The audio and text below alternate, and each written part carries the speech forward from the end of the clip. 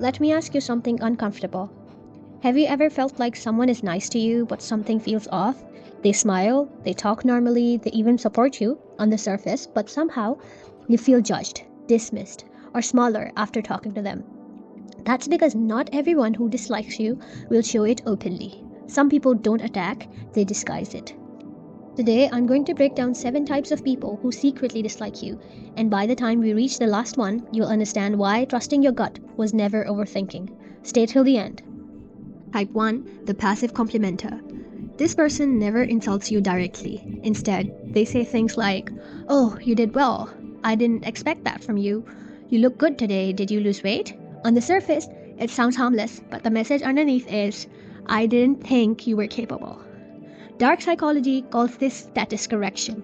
They subtly place themselves above you without starting conflict.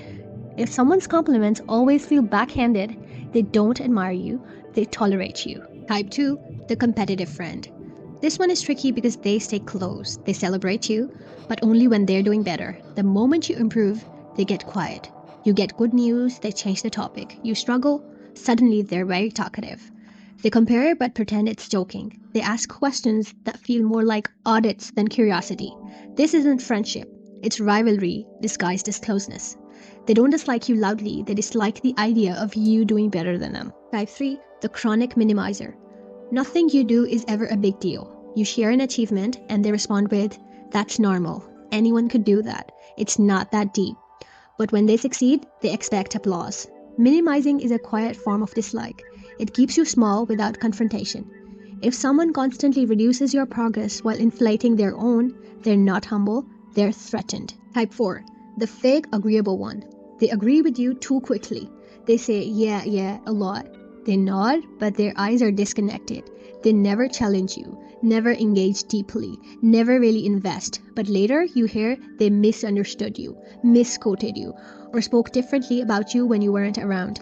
This is avoidance mixed with dislike. They don't respect you enough to be honest, but they don't want conflict either. So they agree to your face and dismiss you behind your back. Type 5, the observer who never supports you. They watch everything you do, they know your moves, your changes, your growth, but they never like your posts, never encourage you, never show support, and when you confront them, they say, "I'm just not that expressive," but somehow they're expressive with everyone else. Silence can be louder than hate. People who secretly dislike you often choose absence over attack, because ignoring you feels safer than admitting envy. Type 6, the humor user. They hide it in jokes, they tease you in public, make fun of your habits, expose your insecurities, then laugh. And if you react, they say, "Relax, I was just joking. You're too sensitive." Humor becomes a shield. Dark psychology shows that people often use jokes to express feelings they're too cowardly to say directly. If their jokes always land at your expense, that's not humor. That's masked resentment. Type 7, the one who changes when others are watching. This is the most dangerous one. When you're alone with them, they're fine, but around others, they interrupt you, correct you, downplay you, or suddenly act distant. Their behavior shifts based on audience. Why? Because their dislike isn't personal, it's social. They want to look superior, more confident, more liked. So they subtly put you down to lift themselves up. If someone respects you privately but diminishes you publicly, they don't respect you at all. Here's the truth most people don't understand. Not everyone who dislikes you is evil. Some are insecure, some feel threatened, some are projecting their own issues onto you. But your job isn't to fix that. Your job is to notice. Because once you see the pattern, you stop taking things personally and you stop giving access to people who don't deserve it. If this video made you think of someone, trust that instinct. And if you feel comfortable, tell me in the comments which type felt the most familiar. You don't have to name anyone, just the number.